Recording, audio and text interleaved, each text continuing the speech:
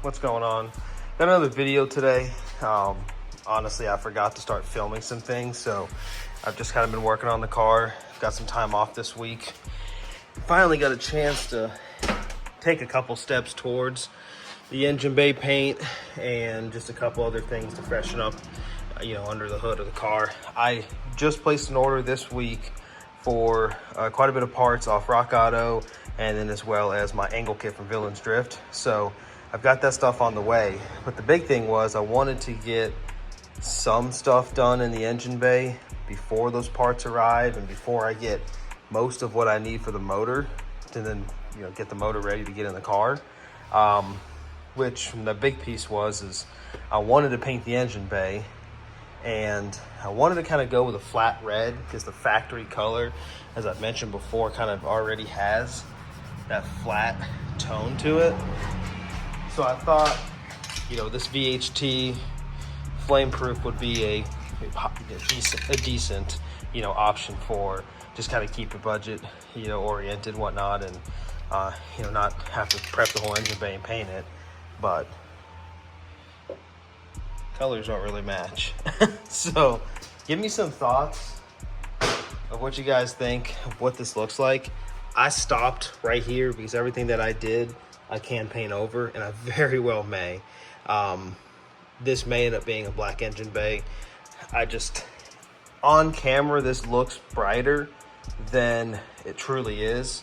When I take, an LED light to it, it looks bright, but then also too, when you get up close to it, it kind of looks, that kind of orangey red that the car looked like from the factory. So it's kind of weird. LED lights make it look a little strange. I went ahead and bolted in the fuse box and stuff, and had to cut some of this out due to rust. I think I'm gonna have to do a little bit better job here cutting this up.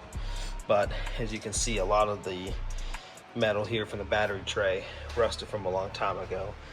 The big issue I'm having is just this part of the core support is a different color. So I think the front end of the car was painted in an accident, and then the engine bay is a different color. The physical car itself, is a different red. It's just kind of hard. I'm not trying to get stuck on the fact of keeping it or making it perfect and then not wanting to scratch it or anything like that. I kind of want to keep that function over, perfection, in a sense where it's a color, it looks decent, hardware's in and everything, nice fresh hardware, and just the fact that it looks better than it did before. That's kind of what I'm aiming for. I don't know if this got me what I'm looking for. When you go with the gloss and you go with some other colors, they tend to come out way shiny or just kind of have a weird dull color to them. So I figured, let's try this. I did paint the lower core support and then just the front here a little bit. And again, it's so orange, I just don't know yet. So there's a good chance this changes. What sucks about it is that VHT paint's not cheap. It's like $19 a can. So kind of, I guess, 19 bucks wasted towards an experiment, and we'll find out and see. One thing I am gonna do is all this foil tape that I had here, I'm gonna get some better quality stuff and go ahead and, before I finish everything up, line the firewall with that. Just I like the look of it, but also too, I think it'll help with just some heat management and stuff like that.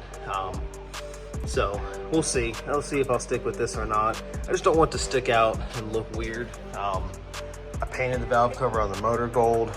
That didn't really come out the best. I'm not really a painter, so like most people, I get impatient and then just start spraying. So we'll see. I don't know. Maybe it'll grow on me or not. I'm gonna get some other opinions and stuff, and we'll find out. But I've got all my parts on the way. I did bolt up the coilover on the passenger side. Use the new Metric Drift Solutions hardware that comes in the coilover refresh kits. I added some additional stainless washers at the bottom just to kind of make it look a little bit better, kind of match some of the stainless on the top half. So I think that looks really good, and the look of that looks good with the nice and gray, Godspeed Mono RS coilovers. And obviously the wheel wells look good too. So I think overall it's coming together.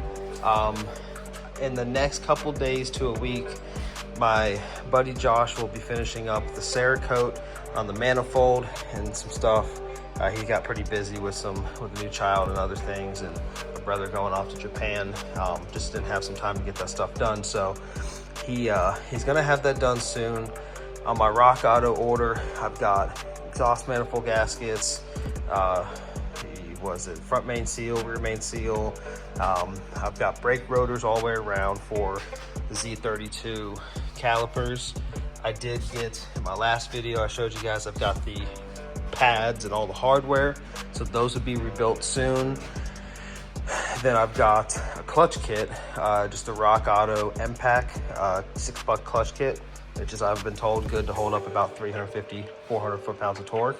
So I've got that coming, flywheel, and a bunch of other good stuff.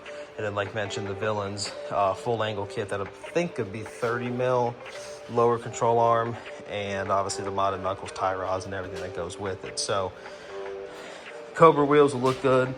I did try to post these things for sale to see if I can get them, but honestly, marketplace is a little tough right now, and I don't want to give them away for cheap, being that they've already got brand new tires on them and balanced and ready to go. They're a bit heavy, and I learned that in the last time I had this thing up in the air, or the hood open and everything, the car almost came off the jack stands. So I'm just gonna rock them from now.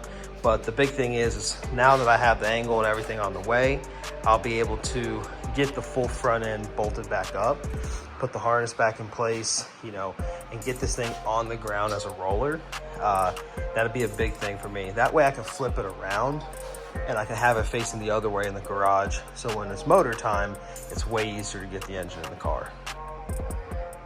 I did also get all of the hardware in the rear knuckle and everything snugged up, so that's why once I get the car in the ground with the rotors and then some extra calipers my brother's got that we're going to rebuild, this thing will be fully operational as a functioning car with brakes and everything.